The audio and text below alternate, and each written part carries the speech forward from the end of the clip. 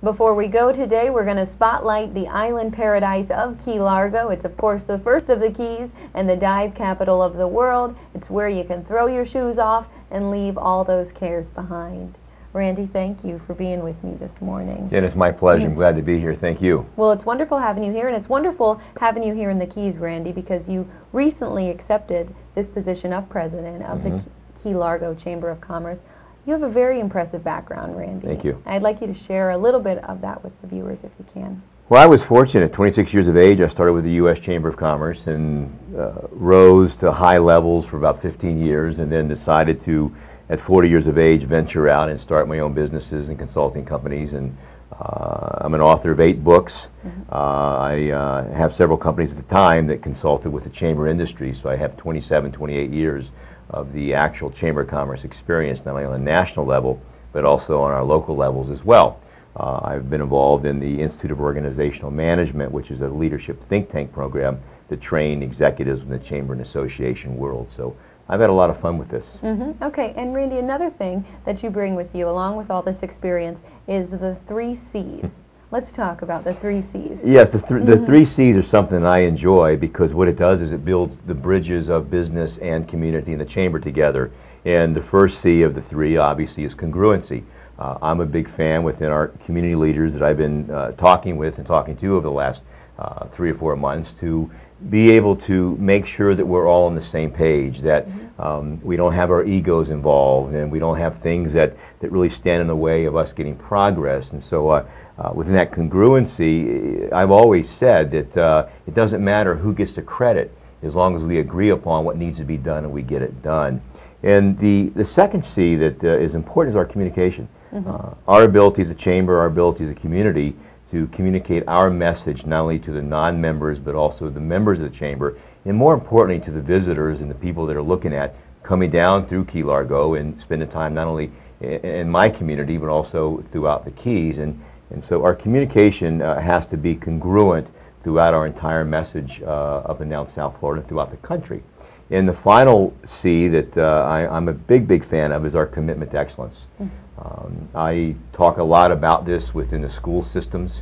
Written a book, a leadership book for teenagers about a year ago that talks about how well should we do, and my answer is as well as we can. So our commitment to excellence, and I ask our community leaders and also our businesses, are we doing all that we can within our mission, within our vision and leadership and our staff at all levels?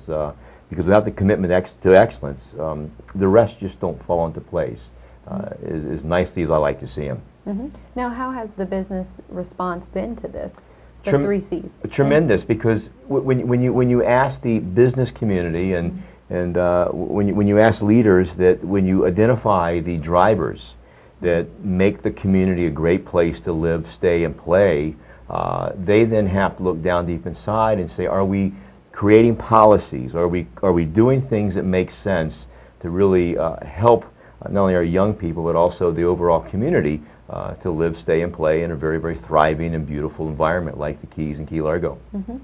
What would you say is your primary goal?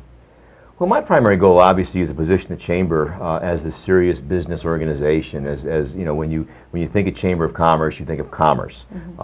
We're creating programs and projects that really help the businesses grow their bottom line. Here throughout the Keys and the 5 chambers, obviously, that we have up and down the Keys, we represent 70% of the businesses within that Federation of Chamber of Commerces. And if we as organizations, chambers, don't do a better job of helping those businesses survive, because without the survival of those businesses, we just don't have an economy. Very true. And we're going to be spotlighting some more of the chambers on the show here in the next couple of weeks. Randy, what new things do you have going on right now in the chamber that our viewers need to be aware about? The 28th of this month, I'm very excited about our Fish Out of Water program, which is really bringing the art and artists together. We have a branding program going on through the Angelfish program. It's the 28th at the Murray Nelson Center from 5:30 to 7:30. It's going to be a great event. We have a classical guitar. Dave Fader, I believe, is last name. I'm getting the names better as I'm getting getting along That's right. with this. He's good. Yeah, he is good. And so we've got a great event, 5:30, 7:30. There's wine, beer, entertainment, great food, more importantly, great artists showcasing their art. And we've been featuring some of the artists this week.